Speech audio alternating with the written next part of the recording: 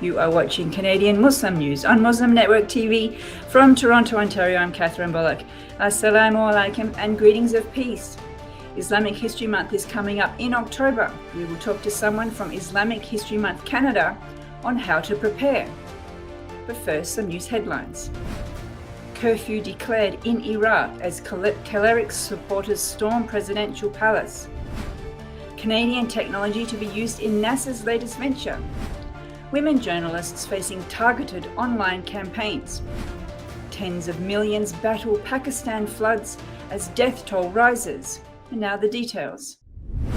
Iraq's Joint Operations Command declared a curfew in the capital Baghdad on Monday as supporters of influential Shia cleric Muqtada al-Sadr stormed the presidential palace.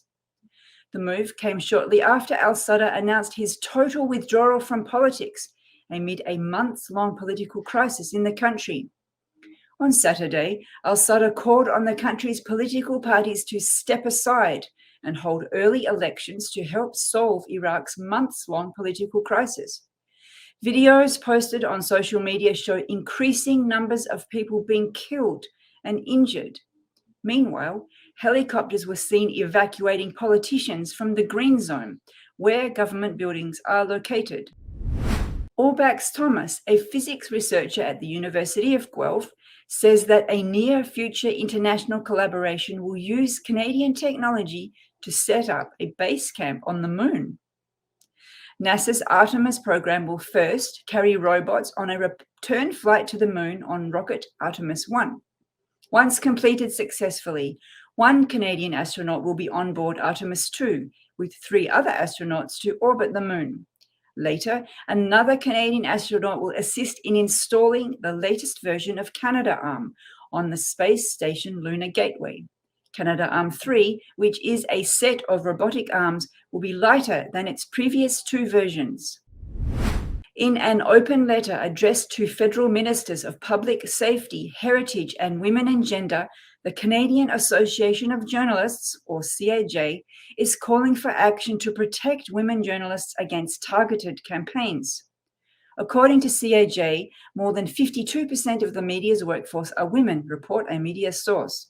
Around 25% of newsroom staff are visible minorities. Recently, several female reporters have reported misogynist messages. Fatima Syed, a Muslim Pakistani Canadian journalist, says that she has received about 150 hate messages during her 6 years in the profession. Brent Jolly, president of CAJ, says these hate campaigns are threatening the freedom of press in Canada. Tens of millions of people in Pakistan are battling the worst monsoon floods in a decade. Countless homes have washed away, vital farmlands destroyed, as the country's main river is threatening to burst its banks. Officials say 161 people have died since June, when the seasonal rains began. However, the final toll could be higher, as hundreds of villages in the north region have been cut off as roads and bridges collapsed. A media source quotes Climate Minister Sherry Rahman, calling it a climate dystopia at our doorstep. The National Disaster Management Authority estimates that 33 million, or 1 in 7 Pakistanis, are affected by this year's floods. And that's it for the news. Islamic History Month is coming up in October, first proclaimed by the federal government in 2007. This month's theme has been declared by Islamic History Month Canada as Multicultural Flavors of Muslim Cuisine. To talk to us about how to prepare for Islamic History Month, we are joined by board member KUBRA Mia. Assalamu alaikum. Welcome to the show. Welcome, Salam. Thank you for having me. Thanks for joining us. Multicultural flavors of Muslim cuisine. People love food. What a great idea. How did you come to this theme?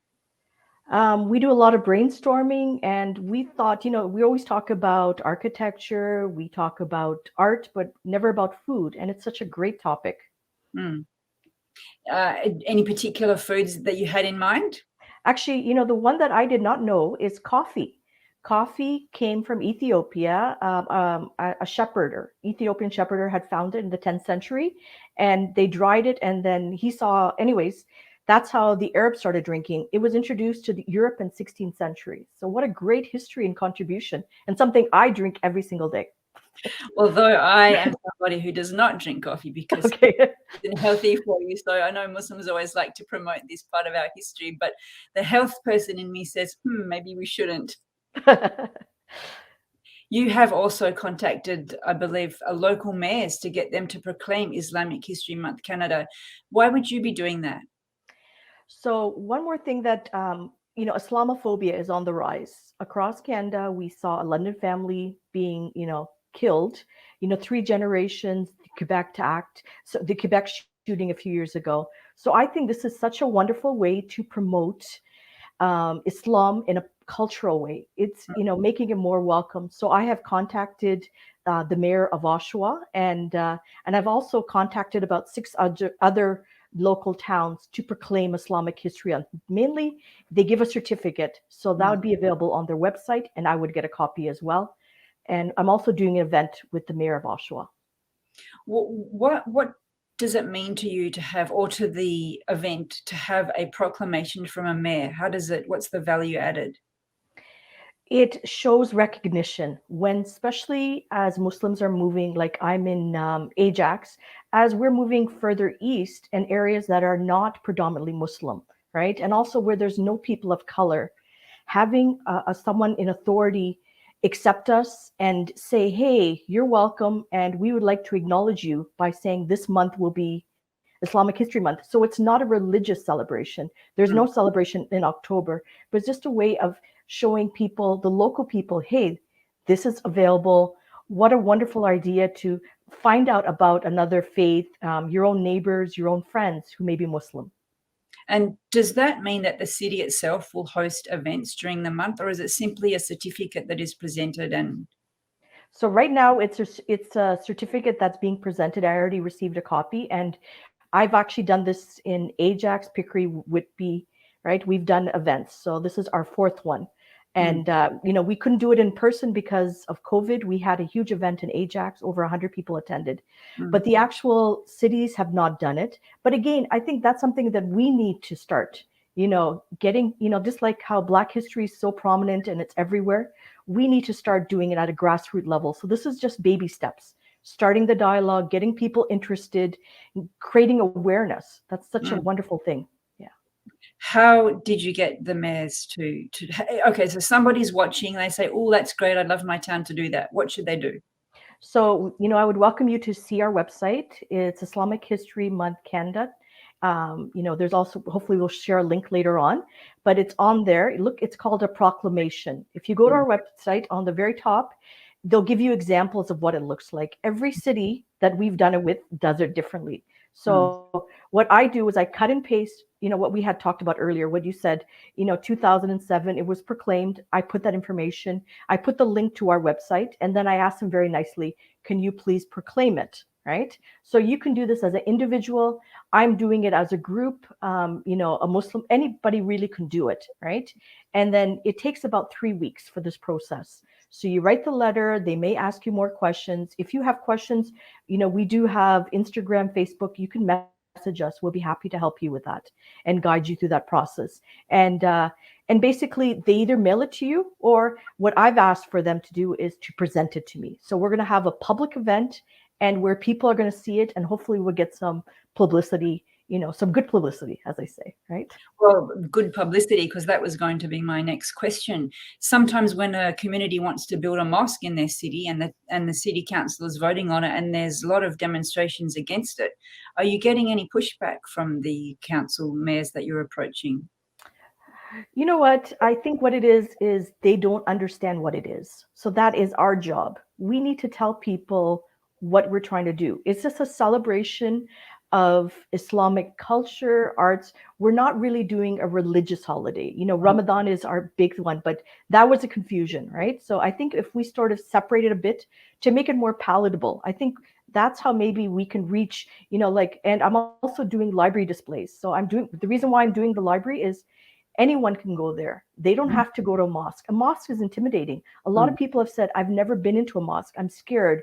I don't understand what's going on there. But when they go to their local community center, or especially the library, It's a welcoming space. That's where they take their kids on Sunday. They pick up their books. They have maybe a euchre meeting or something there. So, so try and even have library displays. Like I have booked 4 libraries, or 5 now. I'm doing 5 libraries. So a table where I print off the poster and I put relevant information. And the libraries are so accommodating. They actually said to us, we don't know what to do. Like, give us some guidance. So I even said to them, hey, get these books.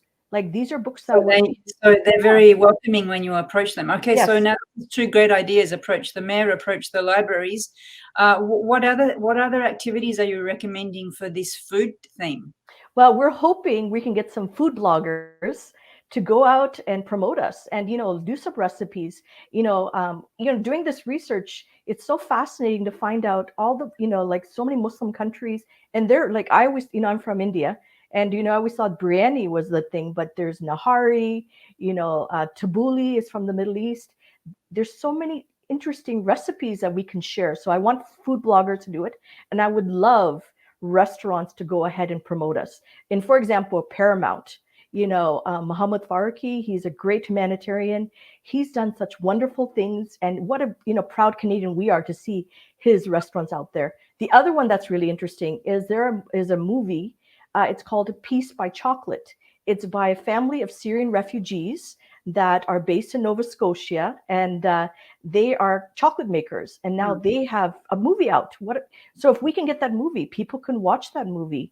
We can do food fests. We can, the other thing is Islam teaches us about charity. So we believe, if you're eating and your neighbor is hungry, you should be helping them. So let's donate to the food bank this month.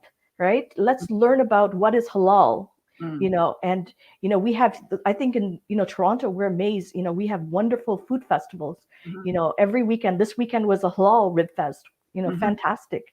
What a great way to enjoy food and culture. Something popped in my mind as you were talking about the coffee heritage. Even the English word sugar actually comes from the Arabic. It was a loan word. There are quite a lot of loan words that people don't know about that come from the Arabic, including alfalfa and sugar. So and coffee. Coffee. Kawa is coffee. Right.